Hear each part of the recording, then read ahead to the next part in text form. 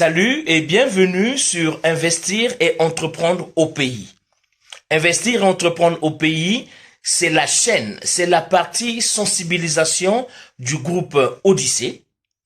Nous allons vous sensibiliser à travers cette chaîne, Investir et entreprendre au pays. Nous allons vous conseiller, vous coacher et vous consulter à travers le cabinet de consultation MBBC, Mike Boukedi Business Consulting, et le tout est sauvegardé par un groupe des investisseurs, un groupe des entrepreneurs, une plateforme que l'on appelle Odyssée Group. Alors, dans cette vidéo que je veux savoir courte, je viens te parler de comment est-ce que tu peux devenir multimillionnaire très rapidement, en un temps record. Quelles sont les techniques, quelle est l'intelligence financière, l'intelligence économique que tu dois mettre en pratique pour devenir multimillionnaire et surtout, quelle est la discipline, quelles sont les étapes, comment est-ce que tu vas serrer la ceinture pour atteindre le million ou les millions en un temps record. Alors, si tu viens de me découvrir à travers cette vidéo, je suis Mike Boukedi, le promoteur du groupe Odyssée. Comment est-ce que tu peux devenir millionnaire, multimillionnaire rapidement, en un temps record? Ici, il y a deux topics, millionnaire et rapidement. Un millionnaire, c'est quoi? Un millionnaire, c'est quelqu'un dont on évalue le patrimoine, dont on évalue les investissements, le business en valeur d'un ou de plusieurs millions, que ce soit de dollars, de francs CFA. Moi, je parle en francs CFA. C'est ça un millionnaire. Rapidement, je ne te dis pas, je ne te demande pas, je ne vais pas te montrer une formule magique qui va faire à ce que tu deviennes millionnaire du jour au lendemain. C'est tout un processus, mais tu vas devenir millionnaire plus vite, rapidement que les autres. Au pays ou en Afrique, nous avons coutume de penser que la personne qui gagne des millions comme salaire chaque mois est un millionnaire. Je vais te donner deux exemples. Deux différentes personnes. Les deux gagnent 1 million de francs CFA par mois. Il y en a au pays, des gens qui gagnent 1 million, 2 millions, 3 millions. Maintenant, qu'est-ce qui va faire de l'un d'eux un millionnaire? Ou comment est-ce que ils vont dépenser les deux, l'un pour atteindre le million et l'autre qui va perdre? Il faut savoir, il faut souligner que si tu veux être riche, si tu veux devenir millionnaire, si tu veux atteindre l'indépendance financière, il faut penser, il faut agir, il faut vivre comme ceux qui ont déjà atteint ce but, ceux qui ont déjà matérialisé cet objectif de devenir millionnaire. Tu veux être riche? Tu veux devenir riche? Alors, il faut avoir le mindset des riches. Comment est-ce que le riche pense? Comment est-ce que le riche dépense son argent? Il faut faire très attention. Quand vous voyez un riche rouler carrosse, grosse voiture, Rolls-Royce, Ferrari, Porsche, ou un riche, par exemple Dangote, qui se déplace en jet privé, il faut faire très attention. Il y a tout un management, il y a tout un système, il y a toute une technique derrière qui fasse à ce qu'il ne dépense pas trop d'argent, mais surtout qu'il ne dépense pas de l'argent pour avoir tout ce matériel. Alors, les deux catégories des gens qui gagnent des millions, je vais te les présenter. Nous allons décortiquer point par point. Et toi, tu vas voir, tu vas te dire qui d'entre eux sera millionnaire avant l'autre. Alors, nous avons deux salariés, deux cadres dans le salariat qui gagnent 1 million de francs CFA par personne. Le A a 1 million, le B a 1 million. Comme je vous ai dit, si tu veux être riche, il faut penser comme les riches. Il faut dépenser comme les riches. Si tu veux atteindre le million, si tu veux avoir des revenus qui vont t'offrir des millions chaque mois, Alors, écoute ceci et regarde. Nous avons 2 salariés, comme je l'ai dit, qui gagnent 1 million chacun. Je prends le premier salarié, A. Le premier salarié touche 1 million la fin du mois. Maintenant, nous allons écorcher, nous allons épulcher, décortiquer ses dépenses. Il paye un loyer de 200 000 francs. L'électricité à 50 000 francs. L'abonnement canal pour avoir des chaînes à 50 000 francs. Donc, le loyer à 200 000. Quand tu enlèves 200 000 dans 1 million, il te reste 800 000. Tu enlèves 50 000, il te reste 750 000. Tu enlèves 50 000, il te reste 700 000.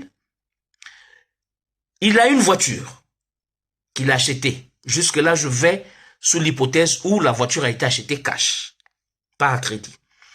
Mais il doit dépenser cette voiture. Il y a l'assurance qu'il paye par mois. Il y a les taxes qu'il paye par mois. Donc, assurance et taxes, 70 000. Du coup, il va lui rester 630 000. Il a un enfant. Les deux ont un enfant. Le premier inscrit son enfant à l'école privée. Dans cette école, il paye 20 000 francs chaque mois. Donc, il lui reste 610 000. Il doit assurer la popote, l'argent des courses et tout à la maison. 150 000. Il lui reste 460 000. Dans sa voiture, il faut l'essence ou le gasoil. Il dépense en moyenne 100 000 francs par mois pour ses courses, ses déplacements et tout. Il lui reste 360 000. Il doit donner quelque chose à sa femme pour entretenir sa femme. 150 000 à madame chaque mois. Il lui reste 210 000. Puisqu'il est cadre, il est boss, il lui faut un domestique qui va assurer les travaux ménagers. Le domestique est payé à 100 000. Quand vous faites toutes ces dépenses, il va lui rester 110 000. Il a gagné 1 million le premier. Donc, c'est-à-dire, dès qu'on arrive le 10, le 15, l'argent est fini. Il pense qu'il est millionnaire parce qu'il gagne 1 million. Maintenant, regardons le deuxième cas. Ce monsieur gagne aussi 1 million. Mais lui, il veut devenir millionnaire rapidement. Il veut investir son argent. 1 million, il gagne. Le loyer, même chose. Non, le loyer, lui, il va à 150 000. Puisqu'il est un peu modéré dans ses dépenses. Il lui reste 950 000. L'électricité, 50 000. Il lui reste 900 000. Il n'a pas d'abonnement canal. Lui, il suit la télévision nationale. Ça l'arrange. Il n'a pas de voiture, donc il ne dépense pas en assurance, il ne dépense pas en taxes, il ne dépense pas en essence. Par contre, il a un budget transport qui va autour de 40 000 le mois. Il lui reste 860 000 francs. L'école des enfants. Lui, son enfant va à l'école publique, là où il paye 5 000 francs comme assurance par année. Ok? Ça lui fait 855 000 qu'il lui reste. La popote, il ne veut pas manger des grandes choses et tout ça là, non. Il est à 100 000 francs le mois. Il lui reste 755 000. Il ne dépense pas en essence parce qu'il n'a pas de voiture, comme je l'ai dit. Sa femme, oui, il donne à sa femme 150 000 francs. Mais il lui reste encore 605 000 francs. Maintenant, les 605 000 francs qui lui restent, l'autre, il lui reste 110 000. Lui, les 110 000, il va aller en boîte, et il va aller au resto, il va aller avec des enfants, peut-être qu'il fume ici, donc voilà. Lui, qui veut devenir millionnaire, multimillionnaire, lui qui veut investir, il veut fructifier son argent, il veut sortir du salariat. Les 605 000 qui lui restent, c'est là où tu dois penser comme un riche. Tu as fini ses dépenses, ce qui te reste, il doit investir cet argent. Et qu'est-ce qu'il fait? Il prend les 605 000, il va au village. Il va acheter des denrées de première nécessité alimentaire. Ce que les gens aiment manger au quotidien. ce qui marche. Par exemple, il va acheter des sacs d'arachide. Un sac d'arachide, disons à 20 000. Il a 600 000, donc il a 605 000.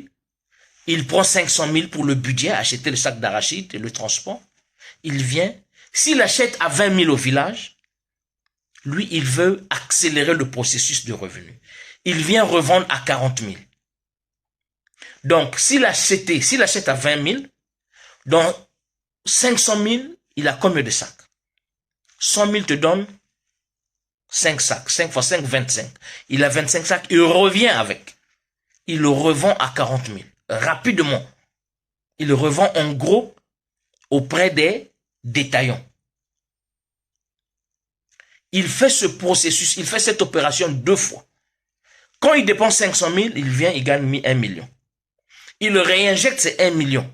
Il repart, au village. Il achète pour 1 million, il revient, ça lui fait 2 millions. À ce niveau, il peut se diversifier. Ou bien il peut se dire, ok, je prends 1 million, j'épargne. Avec les 1 million qui restent, il refait la même opération. Ou il se diversifie. Maintenant, lui, pour éviter de faire des voyages chaque 2 semaines, il va maintenant diminuer ses coûts de transport d'aller-retour au village. Il va acheter en quantité, en grande quantité. Il vient stocker dans un dépôt.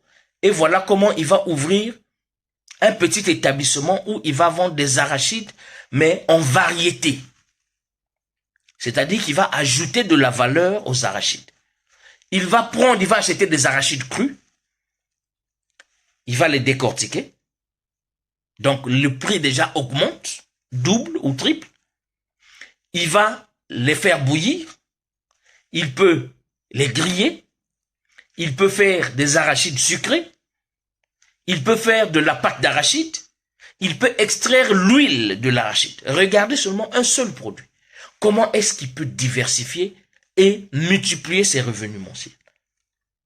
Maintenant, entre les deux, qui pensez-vous est millionnaire?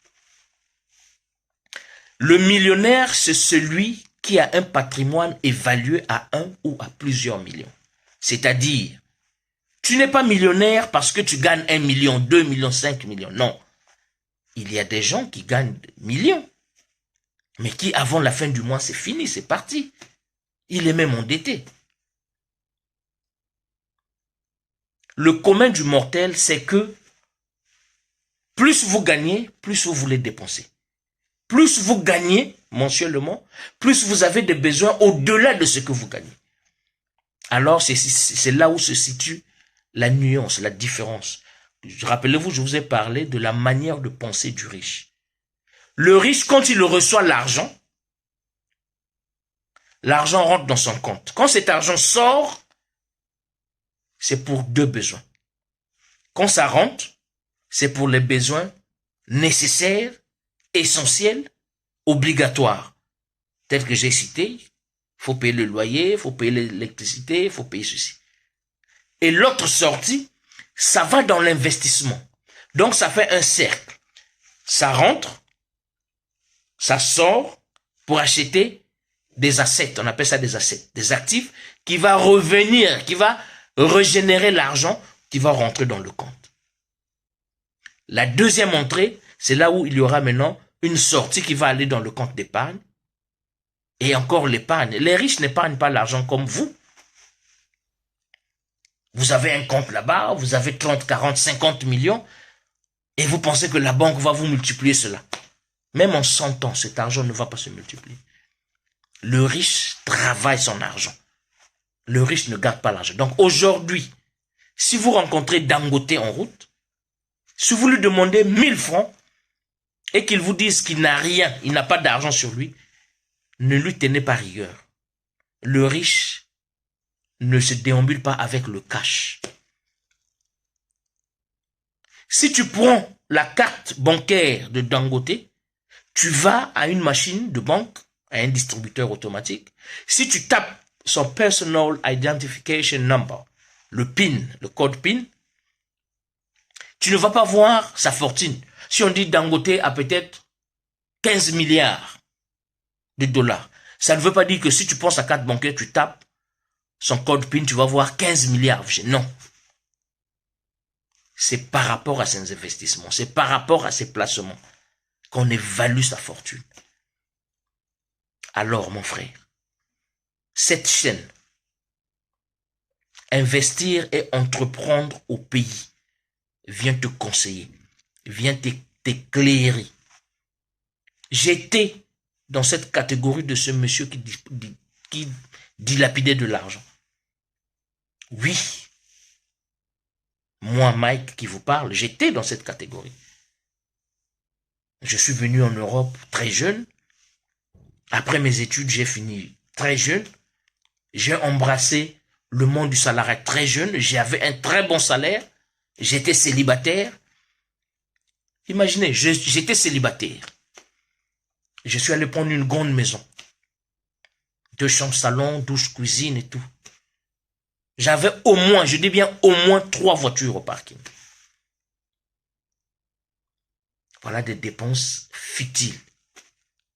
Mais après, multiples formations, multiples conférences, j'ai dépensé beaucoup d'argent sur des livres, je me suis formé et aujourd'hui, je viens te partager un témoignage. Ce n'est pas une histoire qu'on m'a racontée, non, moi qui suis là. Ceux qui me connaissent, ceux qui ont grandi avec moi, que ce soit au Congo, que ce soit en Côte d'Ivoire, même ici en Angleterre, à Londres, quand j'étais jeune, ceux qui ont vécu la même jeunesse que moi, ils savent que j'étais accro aux bonnes choses. J'étais accro aux bonnes choses.